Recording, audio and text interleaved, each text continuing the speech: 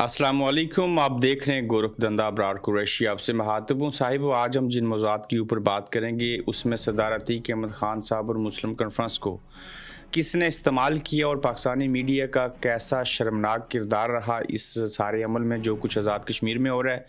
मुस्लिम conference का मुजरिम conference तक का सफ़र कैसे तय हुआ। जान देने वाले, दुकानें खुलवाने वाले आज़ाद कश्मीर के सियासतदान और 36 रुकनी काबीना के लोग, अवामी नुमाइंदे, सियासतदान, एमएलए और वज़ीर आज कहाँ पे हैं। इन तमाम चीज़ों के ऊपर बात करेंगे। और इससे अगला जो मेरा एपिसोड होगा वो नहायत ही अहम है। जॉइंट अवामी एक्शन कमेटी का एहतजाज, ताज़ा तरीन सूरत हाल और हुकूमत पाकिस्तान, वज़ीर-ए-आज़म शहबाज शरीफ आज पहुँच आएंगे और फिर किस तरह के मुज़ाकरात होंगे। 3 बातों के ऊपर जो डेडलॉक है वो कैसे हल होगा, कौन क्या चाहता है, वो दूसरा एपिसोड आपने ज़रूर देखना है। सबसे पहले आप देखिए कि मुस्लिम कॉन्फ्रेंस की जानिब से फायरिंग की गई उसकी वीडियो फुटेज जो थी वो सारी हमने देखी। उसमें वाज़ह तौर के ऊपर नज़र आया कि नीलम से तल्लक रखने वाला एक नौजवान जो था वो शहीद हुआ, उसकी जान चली गई। फिर एफआईआर नहीं काटी जा रही थी और पाकिस्तानी मीडिया के ऊपर ये बात पूरा दिन चलाई गई। क्या बात चलाई गई कि देखिए, जॉइंट अवामी एक्शन कमेटी के लोगों ने मुस्लिम कॉन्फ्रेंस की रैली, जो अमन रैली थी, उसके ऊपर हमला किया। हमले के नतीजे में मुस्लिम कॉन्फ्रेंस का एक कारकुन जो था वो जाँ बाक हो गया। पाकिस्तानी मीडिया पूरा दिन इस बात को चलाता रहा। साबिक वज़ीर-ए-आज़म सरदार अतीक अहमद ख़ान, मुस्लिम कॉन्फ्रेंस के सरबराह, उनको तमाम टीवी चैनल्स के ऊपर, चाहे वो गरीदा फारूकी साहिबा का प्रोग्राम हो, चाहे एयर वाई हो, चाहे दीगर न्यूज़ चैनल्स हों, वहाँ पे बैठाया गया और उनको अहमियत और अफादियत उनकी बढ़ाने की कोशिश की गई। जब पूरा दिन ये बातें हुई और दूसरी जानिब एफआईआर करवाने के लिए जॉइंट अवामी एक्शन कमेटी के लोगों ने ज़ोर डाला, तवज्जो दी, आवाज़ बुलंद की, और जो पाकिस्तानी मीडिया ये कह रहा था कि जॉइंट अवामी एक्शन कमेटी ने मुस्लिम कॉन्फ्रेंस के कारकुन के ऊपर फायरिंग की और उनका कारकुन जाँ बाक हुआ, फिर कुछ ही देर के बाद क्या हुआ कि वो बात टोटल उलट गई। मुस्लिम कॉन्फ्रेंस को मुजरिम कॉन्फ्रेंस बनाने वाले कौन हैं ये अतीक साहब को नहीं पता, मैं उनको बयान करूँगा।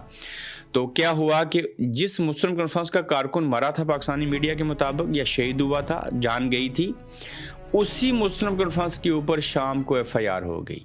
साकिब मजीद साहब दमाद हैं सरदार अतीक अहमद ख़ान साहब के, वो चीफ ऑर्गेनाइज़र हैं मुस्लिम कॉन्फ्रेंस के, और इन लोगों के ऊपर एफआईआर हुई। और इससे पता चला कि जिस मुस्लिम कॉन्फ्रेंस को हम रियासती जमात कहते थे, हमने जब ये नाम लिया तो आज़ाद कश्मीर के ऊपर टॉप ट्रेंड चला सोशल मीडिया पे, इंटरनेट बंद होने के बावजूद, कि ये मुस्लिम कॉन्फ्रेंस नहीं, ये मुजरिम कॉन्फ्रेंस है। तो लिहाजा सरदार अतीक अहमद ख़ान साहब, उस्मान अतीक साहब, क्या आपको मालूम है कि आपको टिश्यू की तरह इस्तेमाल करके गटर के अंदर किसने फेंका? ये आप बखूबी जानते हैं। और आपको मुस्लिम कॉन्फ्रेंस से मुजरिम कॉन्फ्रेंस किसने बनाया और आपको किसने इस्तेमाल किया, इस बात का इल्म आपको सख्ती के साथ है। और जिन्होंने आपको इस्तेमाल किया उनको आप बखूबी जानते भी हैं।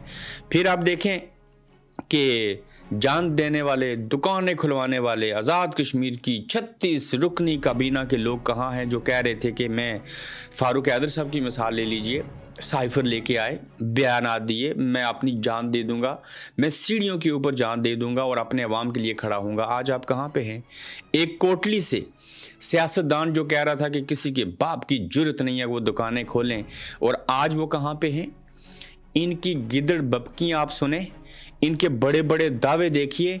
और ये जितने लोग हैं इस्लामाबाद कश्मीर हाउस के अंदर बैठे हुए हैं, अगर ये अवाम के नुमाइंदे होते, अगर ये अवाम के नुमाइंदे सही मानों में हैं, तो इनको आज के दिन में और गुज़श्ता दिन में और आने वाले दिनों में आज़ाद कश्मीर के अवाम के साथ खड़ा होना चाहिए था, इस मामले का हल करना चाहिए था। लेकिन हल करने के बजाय ये धमकियाँ देते रहे, सारी चीज़ें करते रहे, और अवामी नुमाइंदे कहलवाने के बजाय वो अवाम के मुखालिफ निकले। कभी कहा ये रॉक एजेंट हैं, कभी कहा इनको भारत जो है वो फंडिंग करता है, कभी साइफर लेके आगे, कभी किसी और तरह की तोहमत इनके ऊपर लगाई। तो हालात बिगड़ते गए और ये असम्बली इनकी, अवाम इनके, खित्ता इनका, तहरीक आज़ादी का बेस कैंप अरबों रुपए का बजट इनको मिलता है, टीएडीए इनको मिलता है, सारी चीज़ें होती हैं, लेकिन जब मुश्किल वक्त आन पहुंचा तो ये सारे लोग जो थे वो गायब हो चुके और बात इनके हाथ से निकल गई, इंतज़ामिया के हाथ से निकल गई। हुकूमत बेबस, मजबूर और लाचार हो चुकी। शेलिंग की गई मुजफ्फराबाद में, एक नौजवान की जान चली गई गोली लगने से। अब जो दूसरा फेज़ शुरू होने लगा है वो भी बड़ा हैरानकुन है। तीसरा फेज़ मुझे मालूम है, लेकिन उसको बयान करना अच्छी बात नहीं होगी। इस बार इतना बता दूं कि जो हेड क्वार्टर है जॉइंट अवामी एक्शन कमेटी का वो मुजफ्फराबाद नहीं है, बल्कि वो रावलाकोट है।